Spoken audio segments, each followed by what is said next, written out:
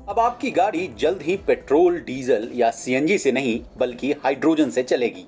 ये खबर तो आपको पता चल ही गया होगा, लेकिन इस योजना के पीछे सरकार की जो पॉलिसी थी, यानी नेशनल हाइड्रोजन मिशन, उसको लेकर एक बड़ी खबर सामने आ रही है। भारत की ग्रीन हाइड्रोजन मिशन में मदद करने के लिए 3 बड़ी एजेंसियां सामने आई हैं। अब क्या है पूरी खबर, विस्तार से समझने की कोशिश करते हैं। असल में भारत ग्रीन हाइड्रोजन का ग्लोबल हब बनने के लिए एक के बाद एक बड़ा कदम उठा रहा है, जिसे देखते हुए 3 बड़ी विदेशी एजेंसियों ने भी भारत को इस अभियान में मदद देने के लिए करीब 28 अरब डॉलर का प्रस्ताव दिया है। अब इनके नाम जान लीजिए। पहला एडीबी, दूसरा यूरोपियन इन्वेस्टमेंट बैंक यानी ईआईबी और तीसरा विश्व बैंक यानी वर्ल्ड बैंक है।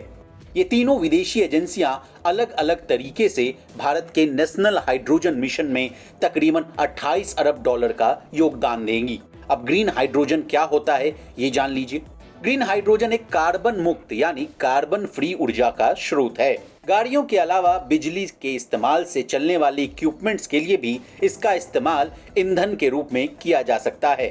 ग्रीन हाइड्रोजन को सबसे स्वच्छ यानी क्लीन सोर्स ऑफ एनर्जी माना जाता है, क्योंकि इसके इस्तेमाल से कोई कार्बन फुटप्रिंट नहीं छूटता।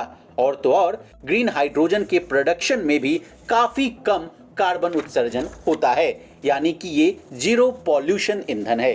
हाइड्रोजन प्राकृतिक तौर पर भी बेहद आसानी से पाया जाता है, जैसे कि पानी H2O में ये ऑक्सीजन के साथ उपलब्ध है। इसे इलेक्ट्रोलाइसिस प्रक्रिया के द्वारा पानी से अलग कर निकाला जा सकता है। ग्रीन हाइड्रोजन का इस्तेमाल बढ़ेगा तो क्लाइमेट चेंज और ग्लोबल वार्मिंग से निपटने में भी मदद मिलेगी। अब सरकार का ग्रीन हाइड्रोजन मिशन क्या है, विस्तार से ये भी जान लीजिए। केंद्र सरकार ने इस साल के बजट में ग्रीन हाइड्रोजन मिशन की बात की थी, जिसका मकसद पेट्रोल, डीजल, कोयला जैसे परंपरागत ऊर्जा स्रोतों पर निर्भरता को कम करना है।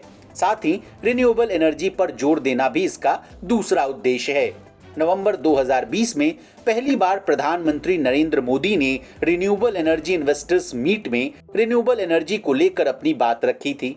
इसके बाद वित्त मंत्री निर्मला सीतारमण ने 1 फरवरी 2021 को अपने बजट भाषण में इसका रोड मैप सामने रखा था। वहीं 2021 के स्वतंत्रता दिवस पर ही पीएम मोदी ने ग्रीन हाइड्रोजन मिशन की घोषणा की थी। अब आपके मन में ये सवाल जरूर आ रहा होगा कि विदेशी एजेंसियां भारत में अपना इन्वेस्टमेंट क्यों करना चाहती हैं। तो जनाब, आपको बता दें कि केंद्र सरकार इस मिशन को सक्सेसफुल बनाने के लिए 19,744 करोड़ रुपए की सब्सिडी देने की घोषणा की थी। ग्रीन हाइड्रोजन के लिए सबसे जरूरी तत्व है रिन्यूएबल सेक्टर में बनी ऊर्जा, और भारत अभी दुनिया में सबसे सस्ती दर पर सौर ऊर्जा बना रहा है। यही वजह है कि विदेशी एजेंसियां भी यहां ग्रीन हाइड्रोजन से जुड़े बिजनेस में दांव लगाने को तैयार हैं। अंतर्राष्ट्रीय एनर्जी एजेंसी की रिपोर्ट के मुताबिक भी आने वाले 7 साल में यानी साल 2030 तक ग्रीन हाइड्रोजन की मांग सालाना आधार पर 20 करोड़ टन होगी। आपको बता दें, भारत सरकार की ग्रीन हाइड्रोजन मिशन के तहत वर्ष 2030 तक 50 लाख टन ग्रीन हाइड्रोजन बनाने का लक्ष्य रखा गया है। ब्यूरो रिपोर्ट, बिज तक।